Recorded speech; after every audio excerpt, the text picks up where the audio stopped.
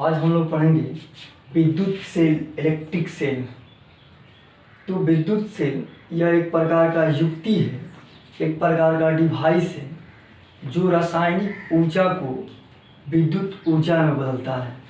यानी विद्युत सेल जो है यह एक प्रकार का युक्ति है, यह एक प्रकार का युक्ति है जो रासायनिक ऊर्जा को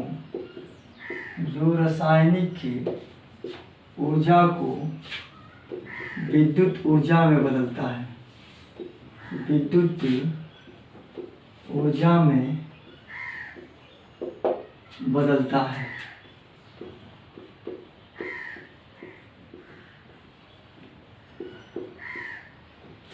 तो यह एक प्रकार का युक्ति है जो रासायनिक ऊर्जा को विद्युत ऊर्जा में बदलता है। तो रासायनिक ऊर्जा का मतलब रहा कि यह पात्र लिया गया, इसमें जलीय विलयन, इसमें विद्युत अपघट्य भरा गया और विद्युत अपघट्य भरा गया और इसमें दो प्लेट लिया गया। एक प्लेट जो होता है वो जब दो धातु के प्लेट को इस विलयन में डाला जाता है तो एक होता है धनायन और दूसरा हो जाता है ऋणायन। धनायन को हम लोग कहते हैं इनोड, धनायन को क्या कहते हैं? इनोड। और ऋणायन को हम क्या कहते हैं? कैथोड। तो यहाँ क्या कहिएगा कि पात्र में विद्युत अपघट्य रखा गया है। तो विद्युत अपघट्य किसे कहते हैं? जिससे होकर विद्युत धारा का प्रवाह होता है उसे विद्युत अपघट्य कहते हैं। जैसे अम्लीय विलयन, क्षारीय विलयन, अम्लीय विलयन या क्षारीय विलयन या लवण विलयन होता है। तो अम्लीय विलयन कहिए, क्षारीय विलयन या लवण विलयन। विद्युत अपघट्य जो होता है क्या होता है? अम्लीय विलयन या क्षारीय विलयन या लवण विलयन होता है। अब बताइए अम्लीय विलयन, जैसे मान लीजिए आप लोग विद्युत अपघट्य में H2SO4 लेते हैं। तो H2SO4 में अब देखिए विलयन आयन का निर्माण करते हैं। तो पात्र में विद्युत अपघट्य रखा जाता है। यह विद्युत अपघट्य अम्लीय विलयन जैसे सल्फ्यूरिक अम्ल H2SO4 है तो यह आयन उत्पन्न करते हैं। यानी H पॉजिटिव और SO4 क्या होता है? निगेटिव उत्पन्न करता है। तो जब अब यहाँ देखिएगा इस सेल है तो इसमें क्या एक पात्र लिया गया, इसमें विद्युत अपघट्य के रूप में H2SO4 ZnSO4 सब डाला जाता है। तो अब बताइएगा, और ये आयन का निर्माण करते हैं। तो विद्युत अपघट्य के रूप में अम्लीय विलयन या क्षारीय विलयन या लवण विलयन लिया जाता है। और जब इस विलयन में धातु के प्लेट को रखते हैं तो एक पॉजिटिव हो जाता है धनायन और दूसरा ऋणायन हो जाता है। पॉजिटिव को क्या कहते हैं हम? एनोड। और निगेटिव को हम क्या कहते हैं? कैथोड। तो अब देखिएगा यहाँ आपका इस प्रकार मान लीजिए, इस प्रकार क्या होता है? करंट इसमें फ्लो होता है। तो करंट क्या है? जैसे प्लस किसी सोर्स को जोड़ते हैं, तो जैसे मान लीजिए किसी बल्ब को जोड़े, किसी स्रोत को जोड़े, तो क्या होता है? जलने लगता है। तो जलने लगता है, इसमें करंट का फ्लो प्लस से माइनस पे होता है बाह्य परिपथ में, जबकि अंदर में क्या होता है? माइनस से प्लस की। तो अब देखिएगा यहाँ, तो इसमें जो करंट फ्लो होता है इसे पॉजिटिव डायरेक्शन से निगेटिव डायरेक्शन की ओर प्रवाहित होता है और इससे जुड़े विद्युत उपकरण स्रोत जैसे बल्ब को जोड़ा जाता है तो बल्ब जलने लगता है। तो इस सेल का आपका बनावट रहा, आप लोग जूनियर क्लास में भी पढ़े हैं। तो सेल क्या करता है? रसायन है, केमिकल है। H2SO4 क्या है? केमिकल है, रसायन है। जो रसायन किसमें कन्वर्ट होता है? आयन। जो रसायन क्या करता है? आयनों में टूट जाता है और आयनों में टूटकर इसमें क्या होता है? करंट का फ्लो होता है और इससे जो जुड़े बल्ब स्रोत होते हैं वो जलने लगते हैं। तो अतः इस प्रकार क्या है? सेल का निर्माण होता है। तो जो बल्ब जोड़ा गया है वो बाह्य रेसिस्टेंस है, इसका ईवी क्या है? रेसिस्टेंस है। इसके अंदर भी रेसिस्टेंस होता है। जैसे विद्युत अपघट्य में कुछ ऐसे भी अवांछनीय पदार्थ होते हैं जो धारा प्रवाह को रोकते हैं, उसे हम क्या कहते हैं? आंतरिक प्रतिरोध। क्या कहते हैं? आंतरिक प्रतिरोध। हम केवल याद दिला रहे हैं। तो आंतरिक प्रतिरोध क्या है? तो कहिएगा कि विद्युत अपघट्य में कुछ ऐसे भी अवांछनीय पदार्थ होते हैं जो विद्युत धारा के प्रवाह को रोकते हैं, उसे हम क्या कहते हैं? आंतरिक प्रतिरोध। आंतरिक प्रतिरोध को स्मॉल आर से सूचित करते हैं। अब बताइएगा, तो आंतरिक प्रतिरोध को स्मॉल आर से सूचित करते हैं, और बाह्य प्रतिरोध जो जोड़ा गया है परिपथ, जो परिपथ में होता है, बल्ब भी प्रतिरोध के रूप में काम करता है, इसको बाह्य प्रतिरोध कहते हैं। और बाह्य प्रतिरोध को किससे डिनोट करते हैं? कैपिटल आर से सूचित करते हैं। अब रहा कि तो सेल के बारे में आप जान गए। अब यहाँ सेल का विद्युत वाहक बल के बारे में पढ़ना है। तो सेल का विद्युत वाहक बल क्या है? तो सेल का विद्युत वाहक बल के बारे में हम कहेंगे कि सेल सहित पूरे परिपथ में एकांक धनावेश को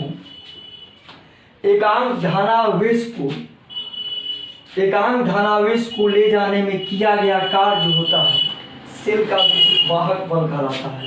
तो सेल का विद्युत वाहक बल आपको हम बतला रहे हैं। सेल का विद्युत वाहक बल क्या है? तो अभी ध्यान रखिएगा कि एकांक धनावेश को सेल सहित पूरे परिपथ में ले जाने में किया गया कार्य क्या कहलाता है? सेल का विद्युत वाहक बल कहलाता है। विद्युत वाहक बल को किससे डिनोट करते हैं? ई से डिनोट करते हैं। तो विद्युत वाहक बल को हम ई से डिनोट करते हैं। ई बराबर क्या होता है, इसके बारे में हम बतला रहे हैं। तो एकांक आवेश को, तो अब आपको हम बतला रहे हैं विद्युत वाहक बल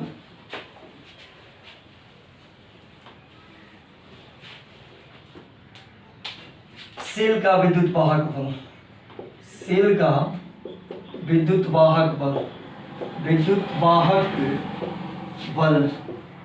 तो सेल का विद्युत वाहक बल क्या है? EMF, electromotive force of cell, electromotive force of क्या है? सेल। तो इलेक्ट्रोमोटिव फोर्स ऑफ सेल में आपको बतला रहे हैं कि सेल सहित पूरे परिपथ में एकांक आवेश को ले जाने में किया गया कार्य सेल का विद्युत वाहक बल कहलाता है। तो देखिएगा यहाँ सेल का विद्युत वाहक बल, तो क्या कहिएगा? सेल द्वारा एकांक आवेश को परिपथ में ले जाने में किया गया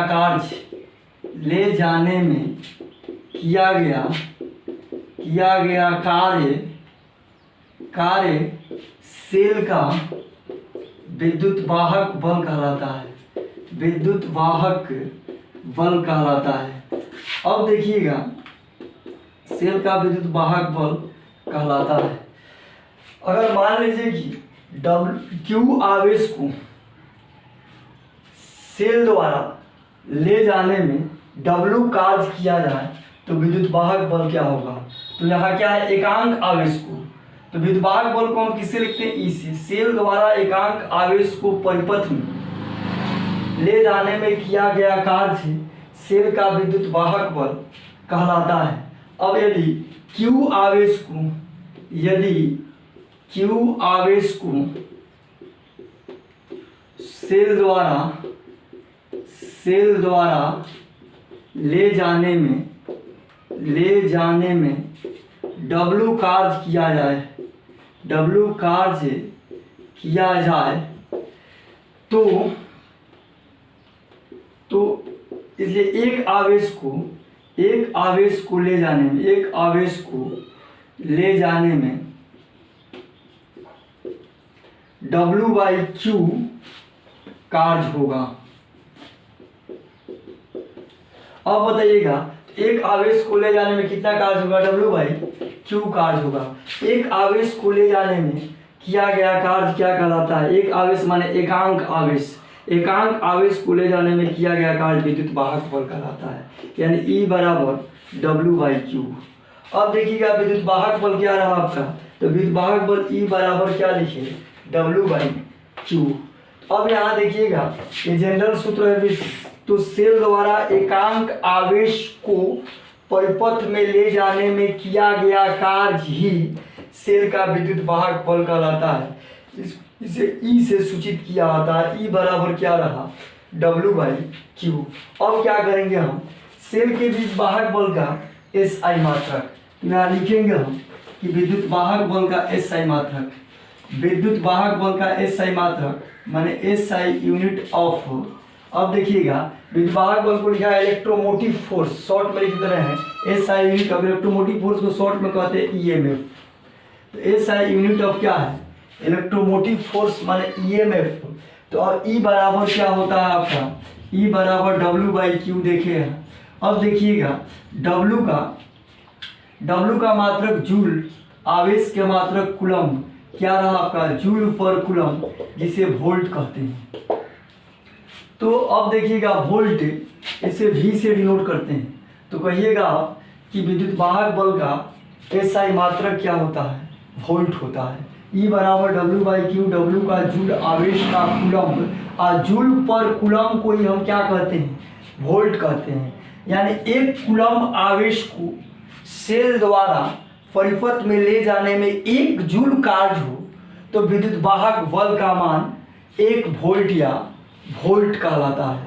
तो वोल्ट का डेफिनेशन सुन लीजिए। तो वोल्ट यहाँ क्या कहिएगा कि एक कूलम्ब आवेश को परिपथ में सेल द्वारा ले जाने में किया गया कार्य वोल्ट या 1 वोल्ट कहलाता है। अब रहा कि EMF electromotive force, electromotive force को क्या कहते हैं हिंदी में, विद्युत वाहक बल। अब आप बताइएगा यहाँ कि अब यहाँ निकाला जाएगा कि विद्युत वाहक बल का बीमा, यानी डायमेंशन ऑफ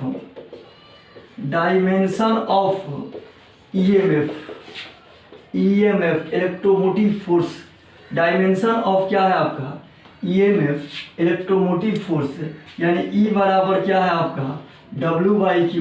W का बीमा क्या है, ml² T के पावर -2। Q के बीमा क्या है, IT, क्या होगा, ml² T के पावर -3 I के पावर -1। ये क्या रहा आपका, विद्युत वाहक बल का बीमा रहा, डायमेंशन रहा ml² T के पावर -3 I के पावर -1, EMF का डायमेंशन रहा।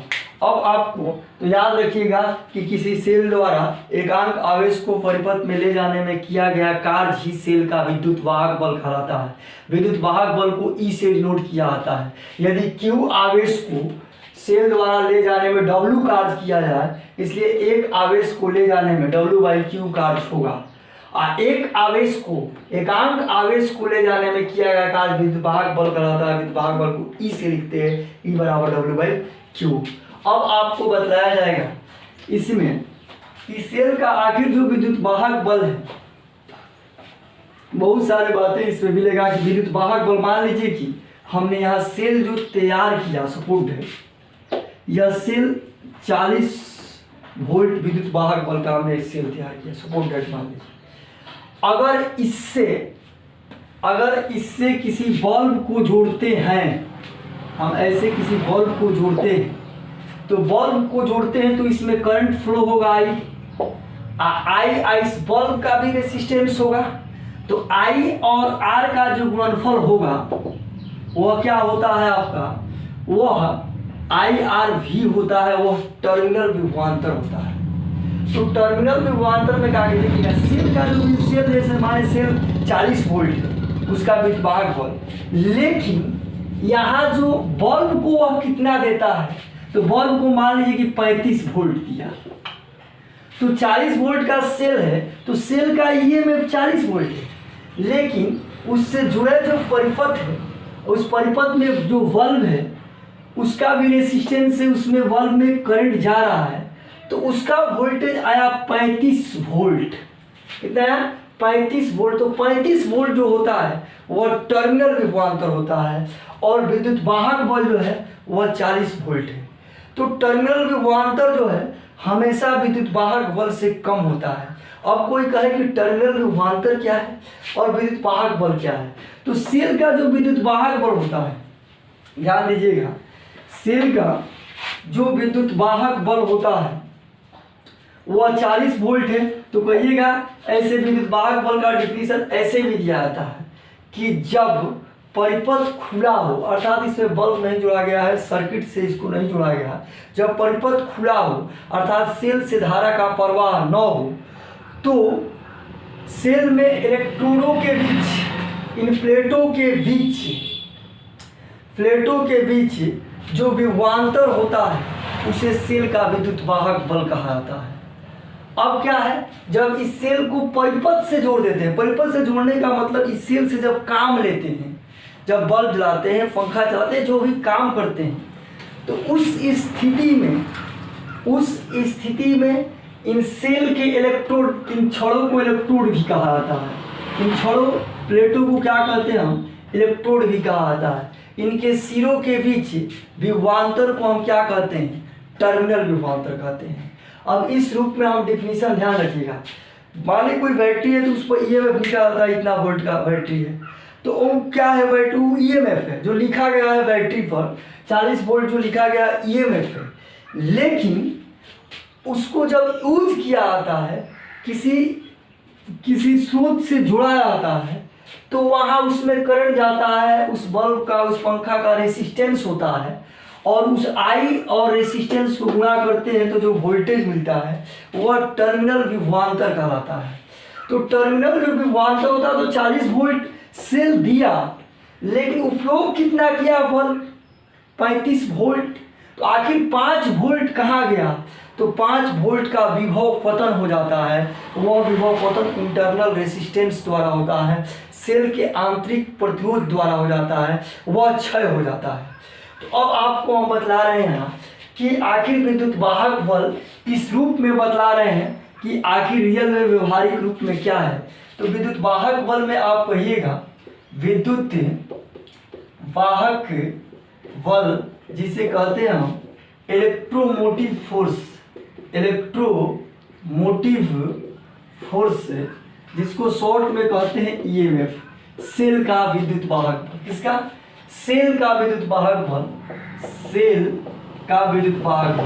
इसका डिफिनीशन ऐसे दे सकते हैं कि जब परिपथ खुला हो, खुला का मतलब रहा कि सेल से धारा का प्रवाह नहीं हो रहा है, तो सेल के इलेक्ट्रोडों या प्लेटों के बीच जो विभवांतर होता है, उस विभवांतर को हम सेल का विद्युत वाहक बल कहते हैं। तो हम लिख दे रहे हैं यहाँ कि जब परिपथ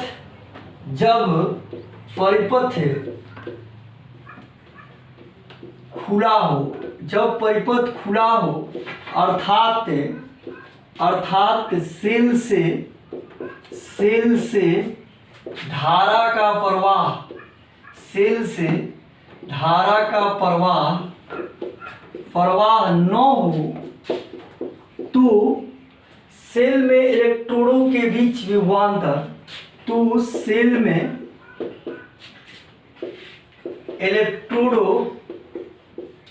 इलेक्ट्रोडो इसको घेर कर लिख सकते हैं प्लेटो के बीच विभवांतर को सेल का विद्युत वाहक बल कहा जाता है। इसे कैपिटल ई से सूचित किया जाता है। एक बार ध्यान से सुनिए कि यहाँ 40 वोल्ट जो है वह सेल का विद्युत वाहक बल है। सेल का विद्युत वाहक बल कितना है, 40 वोल्ट है। हमने मान लिया, कुछ भी हो सकता है, सेल पर लिखा रहता है। कब, जब, अब देखिएगा यहाँ लिखा गया जब परिपथ खुला हो अर्थात सेल से धारा का प्रवाह न हो, तो सेल में इलेक्ट्रोडों के बीच विभवांतर को सेल का विद्युत वाहक बल कहा जाता है। अब टर्मिनल विभवांतर देख लीजिए, टर्मिनल विभवांतर क्या है, तो टर्मिनल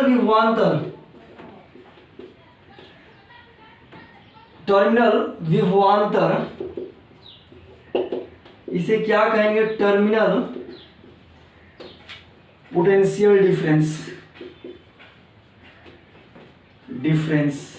ये क्या होता है, अब देखिए, ये जब ई जो था, ये सेल था, जब इससे क्या है, इससे काम, जब सेल से काम नहीं लिया जा रहा है, तब इन इलेक्ट्रोडों के सिरों के बीच, इनके सिरों के बीच जो विभवांतर होता है वह विद्युत वाहक बल होता है। जब इससे काम नहीं लिया जाता है, जब इससे धारा का प्रवाह न होता है, तो इनके सिरों के बीच के विभवांतर को हम क्या कहते हैं, सेल का विद्युत वाहक बल।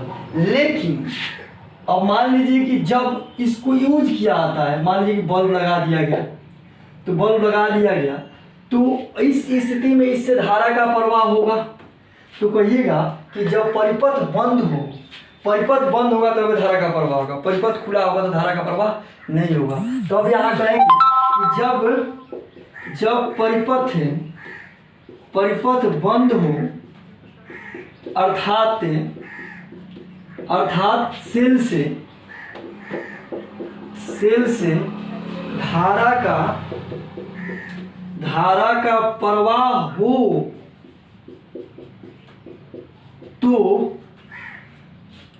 तो सेल के इलेक्ट्रोड के भी, सेल के इलेक्ट्रोड या प्लेटो के सिरों के बीच विभवांतर को टर्मिनल विभवांतर कहा जाता है। टर्मिनल विभवांतर कहा जाता है। अगर मान लीजिए यहाँ 40 वोल्ट सेल का विद्युत वाहक बल है, जब वर्क नहीं लिया जाता तो सेल का विद्युत वाहक बल 40 वोल्ट है, लेकिन यह कार्य कितना कर पाता है विद्युतीय उपकरण में, 35 वोल्ट सपोर्ट रेट मान लीजिए, तो 5 वोल्ट का होता है, विभव पतन हो जाता है, यानी आंतरिक प्रतिरोध जो होता है उसके द्वारा क्या है, क्षय हो जाता है। तो आंतरिक प्रतिरोध आपको बताया गया कि सेल के विद्युत अवघट्टे में कुछ अवांछनीय पदार्थ होते हैं जो सेल में प्रवाहित मुख्य धारा को विरोध करते हैं, उसे हम क्या कहते हैं, आंतरिक प्रतिरोध कहते हैं। आंतरिक प्रतिरोध को स्मॉल आर से लिखा आता है। तो टर्मिनल विभवांतर जान गए, जब परिपथ बंद हो अर्थात सेल से धारा का प्रवाह हो, तो सेल के इलेक्ट्रोड या प्लेटों के सिरों के बीच विभवांतर को टर्मिनल विभवांतर कहा जाता है। तो आप देखें कि 40 वोल्ट सेल का विद्युत वाहक बल है, 40 वोल्ट है, जब काम नहीं लिया गया तब, लेकिन यह काम यूज कितना करता है, किसी स्रोत को बल्ब को जोड़ते हैं तो बल्ब को कितना देता है, कितना वोल्टेज देता है, 35 वोल्ट। तो 5 वोल्ट का क्या होता है, डीके होता है, क्षय होता है। अब यहाँ तो आप देख लिए कि यहाँ टर्मिनल जो विभवांतर होता है, इसका मतलब वाहक बल से तो है 40 वोल्ट विद्युत वाहक बल ई है, ई क्या है, टर्मिनल विभवांतर क्या है, वी है। अब बताइएगा, बल्ब भी रेसिस्टेंस का काम करता है, बल्ब भी किसका काम करता है, रेसिस्टेंस का काम करता है। अब हम आपको बतला रहे हैं यहाँ कि आखिर में तो टर्मिनल विभवांतर और विद्युत वाहक बल जान गए। अब देखिएगा, टर्मिनल विभवांतर विद्युत वाहक बल में अंतर कोई पूछ दे तो आप डेफिनेशन ले लीजिएगा। सेल का विद्युत वाहक जब परिपथ खुला हो अर्थात सेल से धारा का प्रवाह न हो तो सेल के सिरों के बीच इलेक्ट्रोड या प्लेटों के बीच जो विभवांतर होता है उसे हम विद्युत वाहक बल कहा जाता है। और टर्मिनल विभवांतर क्या है, जब परिपथ बंद हो अर्थात सेल से धारा का प्रवाह हो तो सेल या इलेक्ट्रोड प्लेटों के सिरों के बीच जो विभवांतर होता है उसे टर्मिनल विभवांतर कहा जाता है। आप समझ रहे हैं इस बात को। मैं मान लीजिए कि कोई सपोर्ट डाइट सेल है, यहाँ सपोर्ट डाइट यहाँ सेल है, सेल का सिंबल है, सेल में 2 लाइन खींचा जाता है, एक बड़ी लाइन एक छोटी लाइन। बड़ी लाइन पॉजिटिव को डिनोट करता है, छोटी लाइन नेगेटिव को डिनोट करता है। मान लीजिए कि सेल का सपोर्टेड 40 वोल्ट जैसे हमने बताया या 100 वोल्ट है, इसका ईएमएफ है, तो सेल में दिया रहेगा वो ईएमएफ होगा।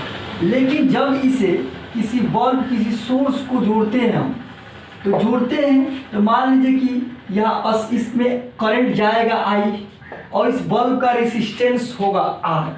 तो आई आर को जो गुणा कीजिएगा, आई और यह बाह्य परिपथ, बाह्य परिपथ में प्रतिरोध को कैपिटल आर से लिखा जाता है आई आर। तो आई आर भी तो भी होता है, तो इसमें जो गया वो क्या होता है आपका, वो जो होता है टर्मिनल विभवांतर होता है। तो टर्मिनल विभवांतर 35 वोल्ट है। तो 5 वोल्ट या 35 वोल्ट है, सपोर्ट है 100 वोल्ट माने तो 80 वोल्ट है। तो आखिर 20 वोल्ट क्या हुआ, तो 20 वोल्ट का विभव पतन हुआ। आप यहाँ क्लियर हो गया कि विद्युत वाहक बल और टर्मिनल विभवांतर क्या है। तो विद्युत वाहक बल जब परिपथ खुला हो अर्थात सेल से धारा का प्रवाह न हो, तो सेल के प्लेटों के सिरों के बीच जो विभवांतर होता है उसे क्या कहते हैं हम, विद्युत वाहक बल कहते हैं। विद्युत वाहक बल को ई से सूचित किया जाता है। विद्युत वाहक बल को किससे सूचित किया जाता है, ई से। लेकिन जब परिपथ क्या हो, बंद हो अर्थात सेल से करंट का फ्लो हो, तो उस स्थिति में सेल के प्लेटों के सिरों के बीच, इलेक्ट्रोड के सिरों के बीच जो विभवांतर होता है उसे टर्मिनल विभवांतर कहा जाता है। तो अब देखिएगा, अगर 100 वोल्ट है का सेल है और 80 वोल्ट ही दे पाता है, यूज हो पाता है, तो 20 वोल्ट आखिर जाता कहाँ है, 20 वोल्ट का क्षय कैसे होता है, तो उसको आंतरिक प्रतिरोध से हम निर्धारित कर रहे हैं। तो आखिर आंतरिक प्रतिरोध क्या है, तो थोड़ा सुन लीजिए। आंतरिक प्रतिरोध अब देखिएगा, परिपथ के बाह्य प्रतिरोध या परिपथ जो सर्किट सेल से जुड़ा गया, इसका जो प्रतिरोध होगा उसको हम कैपिटल आर से लिखते हैं। आंतरिक प्रतिरोध क्या है, तो कहिएगा आंतरिक प्रतिरोध इंटरनल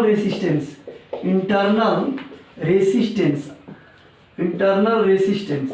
तो सेल में आपको बताया गया, सेल में विद्युत अपघट्य होते हैं। विद्युत अपघट्य में कुछ अवांछनीय पदार्थ होते हैं जो सेल से प्रवाहित धारा को विरोध करते हैं, जिसे हम क्या कहते हैं, आंतरिक प्रतिरोध। तो विद्युत अपघट्य द्वारा प्रवाहित धारा को विरोध करना ही क्या कहलाता है, सेल का आंतरिक प्रतिरोध कहलाता है। तो यहाँ क्या कहिएगा, सेल का आंतरिक प्रतिरोध आपको बतला रहे हैं। तो सेल का आंतरिक प्रतिरोध तो कहिएगा कि सेल के आंतरिक प्रतिरोध में कि विद्युत अपघट्य द्वारा, विद्युत अपघट्य समझ रहे, जो रासायनिक पदार्थ है वही विद्युत अपघट्य है। तो विद्युत अपघट्य में कुछ अवांछनीय पदार्थ होते हैं जो सेल से प्रवाहित धारा को विरोध करते हैं,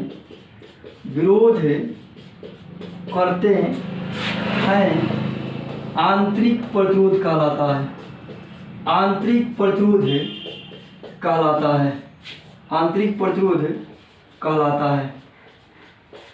अब बताइएगा, आंतरिक प्रतिरोध को स्मॉल आर से लिखते हैं और बाह्य प्रतिरोध को किससे लिखते हैं, हम कैपिटल आर से लिखते हैं।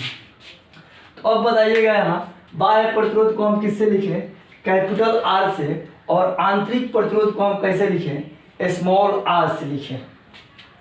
तो आपको बतला देना चाहते हैं हम यहाँ कि आखिर इंटरनल जो रेसिस्टेंस है तो उसको सर्किट में कैसे दिखाइएगा। मान लीजिए सपोर्ट है, कोई सेल है, तो सेल में होता है आंतरिक प्रतिरोध, किस में होता है, सेल में होता है। तो सेल में आंतरिक प्रतिरोध जो होता है, जैसे मान लीजिए सेल है, आज सेल के साथ ही इसको इंटरनल रेसिस्टेंस ऐसे डिनोट करते हैं।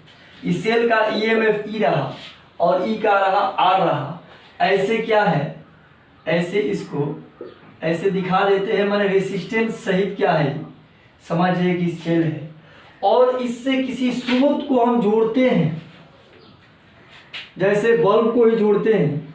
तो इसमें क्या होता है, तो जब ऐसे है, देखिएगा इस तरह है, सेल है, इसका इंटरनल रेसिस्टेंस है, तो जो इसका ईएमएफ होगा वह ई होगा, इसका विद्युत वह ई है। लेकिन जब इस सेल को किसी परिपथ से जोड़ देते हैं, मानिए सेल है, सेल का विद्युत बल क्या है, ई है, लेकिन जब इसको किसी परिपथ से जोड़ते हैं, ऐसे आप परिपथ से जोड़कर कोई विद्युत स्रोत को, ऐसे मान लीजिए बल्ब को हम जोड़ दिए ऐसे, बल्ब ऐसे जलने लगा। तो अब इसके सिरों के बीच जो विभवांतर होगा उसको हम क्या कहेंगे? टर्मिनल विभवांतर। क्या कहेंगे? टर्मिनल विभवांतर। टर्मिनल विभवांतर क्या होता है? V बराबर आई आर होता है ओम के नियम से, क्योंकि यह बाह्य प्रतिरोध है कैपिटल आर, जो परिपथ जोड़ा गया वो उसमें बाह्य प्रतिरोध होता है। बाह्य प्रतिरोध को हम कैपिटल आर से डिनोट करते हैं। अगर इसमें आई करंट फ्लो हो रहा है इससे, तो आई आर का जो गुणा किए वह V बराबर क्या रहा? I R. यह टर्मिनल विभवांतर है, V बराबर आई आर। और ये क्या है आपका? ई है। तो अब देखिएगा बहुत जगह एक टॉपिक है इसमें, आंतरिक प्रतिरोध, टर्मिनल विभवांतर और विद्युत वाहक बल में संबंध निकालना है। आंतरिक प्रतिरोध, टर्मिनल विभवांतर और विद्युत वाहक बल में क्या संबंध है आपको हम बतलाने जा रहे हैं। तो याद रखिएगा यहाँ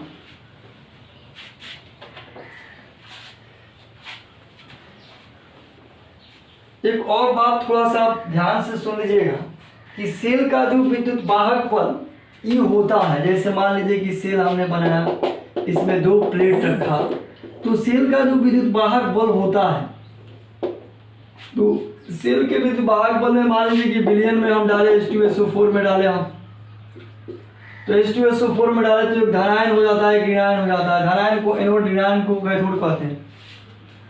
अब रहा इसमें कि आखिर विद्युत, माने हमने सेल बनाया, मान लीजिए सेल का विद्युत वाहक बल ई है। सेल का विद्युत वाहक बल क्या है? ई है। तो यह विद्युत वाहक बल किन किन बातों पर निर्भर करता है? तो सेल का विद्युत वाहक बल दोनों प्लेटों के बीच के दूरी के समानुपाती होता है। प्लेटों के बीच की दूरी बढ़ाइएगा तो उस स्थिति में क्या है? विद्युत वाहक बल का मान क्या होगा? आपका बढ़ेगा। और यहाँ ई जो है देखिएगा, ई जो मान है आपका, और इसमें इंटरनल रेसिस्टेंस भी है। तो इंटरनल रेसिस्टेंस इसी विद्युत अपभट्टे में धारा प्रवाह को विरोध करने वाला जो होता है वह क्या होता है? आंतरिक प्रतिरोध होता है, इंटरनल रेसिस्टेंस कहलाता है। इसमें क्या होता है? इसका विद्युत वाहक बल जो है वह विद्युत अपभट्टे के प्रकृति पर भी निर्भर करता है। विद्युत वाहक बल विद्युत अपभट्टे के नेचर पर भी निर्भर करता है। यह विद्युत वाहक बल और इसके जो रेसिस्टेंस है वह क्या है कि प्लेटों के भी प्रकृति पर निर्भर करता है कि प्लेट का कैसा है, चांदी माने किस धातु का है ना होता है। मैंने जो धातु लगाया गया है उस पर भी क्या करता है? डिपेंड करता है रेसिस्टेंस और ईएमएफ। तो ईएमएफ और रेसिस्टेंस का जो डिनोशन होता है वह प्लेटों के बीच की दूरी पर भी डिपेंड करता है, वह विद्युत अपघट्य पर भी डिपेंड करता है, ठीक है, इस विलयन पर भी डिपेंड करता है, इसके साथ ही प्लेट के प्रकृति पर भी डिपेंड करता है। तो अब आपको हम बतला रहे हैं कि आंतरिक प्रतिरोध तो आप जान गए कि सेल के अंदर विद्युत अपघट्य में कुछ अवांछनीय पदार्थ होते हैं जो क्या है? सेल से प्रवाही धारा का विरोध करता है, यानी मुख्य धारा का विरोध करता है। उस धारा को हम क्या, उससे विरोध करता है, तो विरोध करने जो धारा को विरोध करता है उसी को हम क्या करते हैं? प्रतिरोध करते हैं। और प्रतिरोध को किससे लिखा गया? स्मॉल आर से। तो सेल के अंदर जो आंतरिक प्रतिरोध होता है उसे स्मॉल आर से, जब परिपथ इससे जोड़ते हैं तो उसे उस परिपथ का जो प्रतिरोध होता है वह बाह्य प्रतिरोध कैपिटल आर होता है। तो अब आप जानें कि क्या हुआ? टर्मिनल विभवांतर, विद्युत वाहक बल। तो यहाँ आप सर्किट से भी देख सकते हैं। अगर सर्किट में मान लीजिए कि सपोर्ट है, यहाँ क्या है? जैसे सेल है, यहाँ रेसिस्टेंस है। अब देखिएगा ऐसे यहाँ रेसिस्टेंस लगाया, यहाँ सेल लगा दिया गया। यहाँ जो होगा, यहाँ देखिएगा, यहाँ सेल से करंट नहीं जा रहा है, तो यहाँ जो होगा इनके सिरों के बीच विभवांतर क्या होगा? आपका जो विभवांतर होगा वो क्या होगा? विद्युत वाहक बल ई होगा। यहाँ सेल का क्या है? परिपथ अगर नहीं जुड़े हैं, यहाँ मान लीजिए कि ऐसे है सपोर्टेड, यहाँ परिपथ खुला है, खुला है, जुड़े नहीं है, यहाँ परिपथ खुला है, तब इनके सिरों के बीच विभवांतर क्या होगा? ई होगा। इसी चीज़ को हम ऐसे बना देते हैं, सेल है या इंटरनल रेसिस्टेंस है, ऐसे इसमें कर दिए हम, ऐसे सपोर्टेड। यहाँ क्या किए हम? ऐसे सर्किट को ऐसे ऐड कर दिए हम। अब बताइएगा, इसमें तो खुला है तो करंट नहीं जाएगा, परिपथ खुला है अर्थात सेल से धारा का प्रवाह नहीं हो रहा है, तो इनके सिरों के बीच जो विभवांतर होता है उसे विद्युत वाहक बल ई कहते हैं। लेकिन यहाँ तो परिपथ क्या है, बंद है। तो जब परिपथ बंद है तो सेल से करंट का फ्लो होगा पॉजिटिव से। तो अब इस स्थिति में यह ई ना होकर क्या हो जाएगा, भी होगा। यही अंतर है, इससे डिफिनीशन सर्किट बदला रहा है कि जब परिपथ खुला हो अर्थात सेल से धारा का प्रवाह न हो रहा हो तो इन प्लेटों के सिरों के बीच जो विभवांतर होता है वह विद्युत वाहक बल ई कहलाता है। अब यहाँ क्या रहा कि जब परिपथ क्या है, बंद हो अर्थात सेल से धारा का प्रवाह हो रहा हो, सेल से धारा का प्रवाह हो रहा हो तो इनके सिरों के बीच जो विभवांतर होता है उसे टर्मिनल विभवांतर कहते हैं। टर्मिनल विभवांतर को भी से, ठीक है। और इसमें देखिए, इसमें करंट नहीं दिखाया गया। क्यों करंट नहीं दिखाया, क्योंकि सर्किट क्या है, खुला है, इसलिए इसमें करंट को नहीं दिखाया गया। लेकिन यहाँ क्या है, यहाँ देखिएगा कि यहाँ जो है परिपथ क्या है, यहाँ बंद है। तो बंद है तो सेल से धारा का प्रवाह हो रहा है, अतः इनके सिरों के बीच जो विभवांतर होगा वह क्या होगा, टर्मिनल विभवांतर कहलाएगा। अब रहा आपका कि यहाँ कि टर्मिनल विभवांतर और विद्युत वाहक बल में संबंध निकाला जाता है। तो टर्मिनल विभवांतर और विद्युत वाहक बल में संबंध हम निकाल सकते हैं, तो दो मेथड से भी निकाला जाता है। तो देखिएगा यहाँ टर्मिनल विभवांतर और विद्युत वाहक बल में संबंध, आंतरिक प्रतिरोध में भी संबंध निकाल रहे हैं। तो अगर मान लीजिए कि परिपथ जब बंद हो, जब परिपथ क्या हो, बंद हो, तो उस समय आपका क्या होगा, प्रवाही धारा सेल द्वारा I बराबर ई बट्टा, इस परिपथ का भी रेसिस्टेंस R है, इसका रेसिस्टेंस क्या है, स्मॉल r है। तो I बराबर ई बट्टा क्या रहा, R प्लस R ऐसे लिख सकते हैं। अब बताइएगा यहाँ I बराबर ई बट्टा R प्लस R, तो I यहाँ I ई बराबर क्या होगा, ई बराबर I R plus I R. देखिएगा ई बराबर क्या रहा, आई आर क्या है आपका, तो आई आर जो होता है वह टर्मिनल विभवांतर भी होता है ओम के नियम से, क्योंकि आर बाह्य परिपथ में का प्रतिरोध है। तो भी यहाँ क्या गया, भी प्लस आई आर, तो भी बराबर क्या होगा, ई माइनस आई आर। ई क्या रहा आपका, टर्मिनल विभवांतर है। यहाँ बतला रहा है कि भी ई से कम है क्योंकि ई से आई आर घटा है, ऐसे निकालेंगे। तो अब आपको वही चीज़ हम निकाल रहे हैं कि टर्मिनल विभवांतर विद्युत वाहक बल में क्या होता है, संबंध निकाल रहे हैं आपको।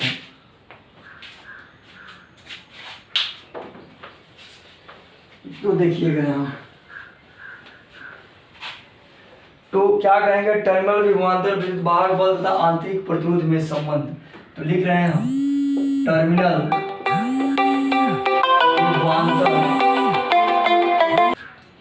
अब देखिएगा टर्मिनल विभवांतर V, टर्मिनल विभवांतर को किसे लिखते हैं, V से, विद्युत वाहक बल को किसे लिखते हैं, E से, और आंतरिक प्रतिरोध को किसे लिखते हैं, R से, में संबंध निकाल देना है, रिलेशन निकालना है। तो अगर मान लीजिए कि E विद्युत वाहक बल का एक सेल है जिसका इंटरनल रेसिस्टेंस स्मॉल r है और इसे सर्किट से जोड़ा गया, तो इसका बाह्य प्रतिरोध क्या है, कैपिटल R है। जब परिपथ क्या है, इसे खुला हो, तो खुला होगा तो सेल से धारा नहीं मिलेगा। लेकिन जब इसको बंद कर दिया जाता है ऐसे, जब परिपथ बंद हो जाएगा तो सेल से धारा का प्रवाह होगा। तो अब क्या कहिएगा कि सेल से प्रवाही धारा क्या होगा, तो परिपथ का जो प्रतिरोध है कैपिटल R है, सेल के अंदर आंतरिक जो प्रतिरोध है स्मॉल r है C का, और क्या है इसका विद्युत वाहक बल क्या है आपका, E है। तो अब यहाँ से हम लिख लेंगे आपका कि सेल से प्रवाहित धारा, सेल से प्रवाहित धारा, तो सेल से प्रवाहित धारा I इज इक्वल टू क्या होगा, E बट्टा R प्लस R। अब बताइएगा यहाँ कि E बराबर क्या होगा, I R plus I R, small r आंतरिक प्रतिरोध, कैपिटल R बाह्य प्रतिरोध। आई आर टर्मिनल विभवांतर है, तो आई आर आपको बताए हैं कि टर्मिनल विभवांतर है। जब कोई उपकरण क्या करता है, कोई स्रोत जब क्या करता है, वोल्टेज लेता है, तो इसका जितना वोल्टेज होता है उससे कम लेता है टर्मिनल विभवांतर। तो अब इस स्थिति में आई आर क्या है, बाह्य परिपथ में होता है टर्मिनल विभवांतर। टर्मिनल विभवांतर यहाँ लिख ले रहे हैं, टर्मिनल विभवांतर V बराबर आई आर। ये क्या है आपका टर्मिनल विभवांतर है। तो E इक्वल टू क्या है, V प्लस आई आर। अब बताइएगा यही क्या रहा आपका ई भी और आंतरिक प्रतिरोध में संबंध रहा। इसको ऐसे भी लिख देते हैं हम, V बराबर ई माइनस आई आर। यही क्या है आपका टर्मिनल विभवांतर V बराबर क्या है, ई माइनस आई आर। ध्यान दीजिएगा। तो अब यहाँ क्या है आपका कि सेल से प्रवाहित धारा, तो माना कि ई विद्युत वाहक बल का सेल है, इसका आंतरिक प्रतिरोध आर है, आई क्या है कैपिटल आर है। आप तो पढ़े होंगे आई बराबर V बटा आर होता है। तो आई बराबर यहाँ सेल का विद्युत वाहक बल ई है और इसका इंटरनल रेजिस्टेंस आर आई ये क्या है, सीरीज में है। ये किस में है, सीरीज में है। तो आर प्लस है, आर ऐसा जोड़ा गया तो ई बराबर क्या रहा, ई बराबर अक्रॉस मल्टीप्लाई किए आई आर प्लस आई के इसमें दूंगा आई आर। टर्मिनल विभवांतर V बराबर आई आर, ई बराबर V plus I R, V बराबर ई माइनस आई आर। ये कब होता है, जब सेल से धारा का प्रवाह होता है, यानी सेल जब डिस्चार्ज होता है। यहाँ सेल धारा दे रहा है, यहाँ सेल से क्या है, धारा का प्रवाह होता है। तो जब सेल से धारा का प्रवाह होता है आई, तो उस कंडीशन में V बराबर ई माइनस आई आर। तो यहाँ टर्मिनल विभवांतर V है, विद्युत वाहक बल E है और आंतरिक प्रतिरोध R है, इसमें संबंध है, निकल गया। तो अब आप कह सकते हैं कि सेल से धारा का प्रवाह का मतलब सेल डिस्चार्ज हो रहा है, सेल वर्क पूरा कर रहा है। तो याद रखिएगा, जब भी टर्मिनल विभवांतर, विद्युत वाहक बल तथा आंतरिक प्रतिरोध में संबंध पूछे तो आप ऐसे निकाल लीजिएगा कि क्या है, अगर ई सेल का विद्युत वाहक बल का आंतरिक प्रतिरोध स्मॉल r है तथा जब परिपथ बंद हो तो कैपिटल R परिपथ में, कैपिटल R प्रतिरोध के परिपथ में सेल द्वारा प्रवाहित धारा I निकालना हो तो I बराबर E बटा R प्लस R, E बराबर I R plus I R. Terminal विभवांतर V बराबर क्या है, आई आर। तो E बराबर V प्लस आई आर कब हो रहा है, जब सेल से धारा का प्रवाह किया जा रहा है तब। और सेल से धारा का प्रवाह ना हो तो उसका विद्युत वाहक बल केवल ई ही होगा। लेकिन जब धारा का प्रवाह हो तो उसमें टर्मिनल विभवांतर विद्युत वाहक बल में समझ। तो सेल से धारा का प्रवाह का मतलब है कि सेल वर्क कर रहा है, सेल डिस्चार्ज हो रहा है। तो सेल जब डिस्चार्ज हो, यहाँ लिखेंगे स्पेशल केस बनाकर, स्पेशल केस एक नंबर में, जब सेल क्या हो, डिस्चार्ज हो। डिस्चार्ज का मतलब रहा कि वर्क कर रहा है, सेल करंट दे रहा है। डिस्चार्ज हो तो क्या होगा, V बराबर E माइनस आई आर, क्योंकि यही कंडीशन है, जब सेल धारा दे रहा है तो यही निकाले हम। तो इस स्थिति में V बराबर E minus I R discharge हो। दूसरा, जब सेल को चार्ज करते हैं, सेल को बैटरी को चार्ज किया जाता है, तो चार्ज करते हैं तो अब क्या होगा, जब सेल को चार्ज किया जाए, सेल को चार्ज किया जाए उस समय क्या होगा, टर्मिनल विभवांतर V बराबर E प्लस आई आर होता है। देखिएगा, बैटरी को हम चार्ज कराते हैं, चार्ज कराकर उससे वर्क करते हैं। जब वर्क करेंगे तो टर्मिनल विभवांतर V बराबर E माइनस आई आर होगा। वर्क करेंगे मैंने वो डिस्चार्ज होगा, काम कर रहा है कि मतलब आदमी जैसे वर्क करता है तो डिस्चार्ज होता है, उसकी एनर्जी घटता है। तो जब सेल करंट देगा तो ई आया, तो ई आया, इसका मतलब क्या है कि सेल करंट दे रहा है, इसका मतलब सेल डिस्चार्ज हो रहा है। जब सेल डिस्चार्ज हो तो V बराबर E माइनस आई आर। और जब सेल को चार्ज को बांधा जाता है, चार्ज किया, कहते हैं इससे मोबाइल चार्ज कर दीजिए, तो चार्ज करते हैं तो उस समय क्या है, उस समय V बराबर E प्लस आई आर। और जब उसे वर्क करते हैं तो उस स्थिति में V बराबर क्या होगा, E माइनस आई आर। तो आप देखें यहाँ कि टर्मिनल विभवांतर और विद्युत वाहक बल में यही संबंध रहा। इस तरह इसको निकालने के लिए एक और ढंग है, निकाला जा सकता है इसको। तो आप देखिएगा यहाँ